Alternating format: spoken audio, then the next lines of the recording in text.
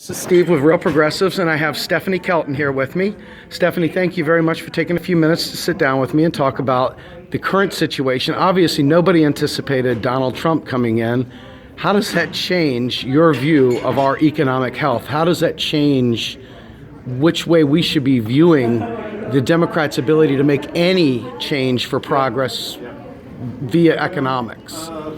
Well, I think it's going to be a lot harder on the Democrats in particular, right? I mean, I don't know exactly what to expect from Donald Trump yet in terms of an economic platform because he hasn't laid anything out. So I can't really comment on that. For Democrats who've been fighting for some of the same things, infrastructure investment being just one example, it's going to be maybe a different sort of negotiation where Democrats wanted to do infrastructure, but they wanted to pay for it by increasing taxes, mostly on the rich, or closing tax loopholes, which primarily hit the wealthy. You're not going to get that sort of proposal from the Republicans and from Donald Trump. So what are the Republicans going to do in terms of infrastructure? Democrats want to do a whole range of other things, education, but they want to raise taxes to pay for things.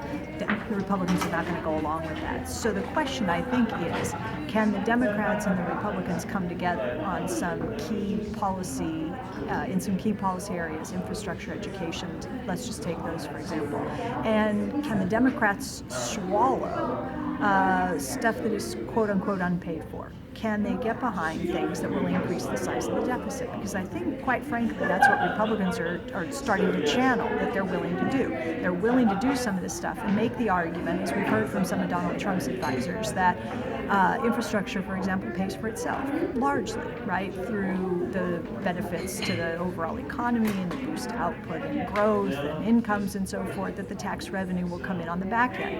Now, this might sound like typical supply-side trickle-down sort of stuff, but the truth of the matter is it's not terribly sketchy to say something like that. This is correct. I mean, this is a correct way to think about some of this. Not that you need to pay for this stuff in the first place, but that we don't have to have a fight about whether we can support policies based on whether they add to the national debt or increase deficits or not. So is there a way to talk to them about, every time we bring any of this stuff up, the first thing they talk about is inflationary concerns. Who? The Republicans in particular, and even some of the blues, some of the Democrats.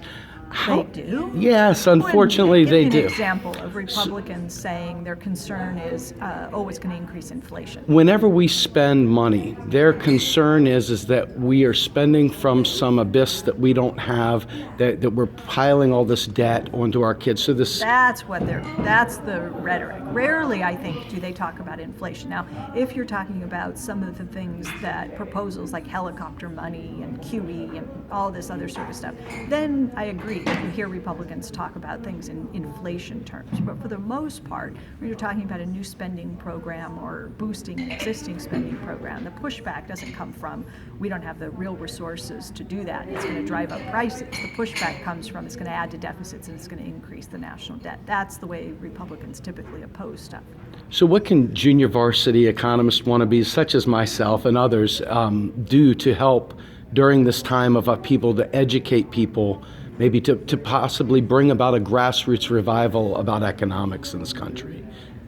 Well, that's a tough question, right? I mean, one of the things we can do is, I've started to hear a few Democrats say that the Democrats have to do to Republicans what the Republicans did to President Obama and to Democrats over the last 8 years, which is obstruct, that ought to be the game plan.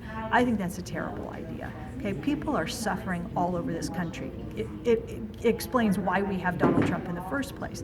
So if you think a good policy move is to oppose anything, even the kind of things that would help create jobs and lift incomes for the middle class and for people who are struggling at the bottom end, out of spite, it's payback, right? And we're going to do this. This is really, really tragic. This would be tragic. And Democrats would suffer not just the loss of the White House for 4 years, but I would suspect for 8 and maybe longer. So one of the things that we can do is we have to support good policies when the Republicans get behind good policy. And if they're willing to do things that increase the deficit and not so-called pay for things, we ought to welcome that, because when it's our turn, we're going to be able to put forward a whole host host of ambitious, progressive policies. And we can argue that we're doing it the same way that they did it. We're adding to the deficit, and that's okay. You guys knew it was okay. We know it's okay too. Thanks for showing the way, but now it's our turn, and our policies are going to look different, but like theirs, they're going to increase deficits as well. Thank you very much for your time, Stephanie. I really do appreciate it.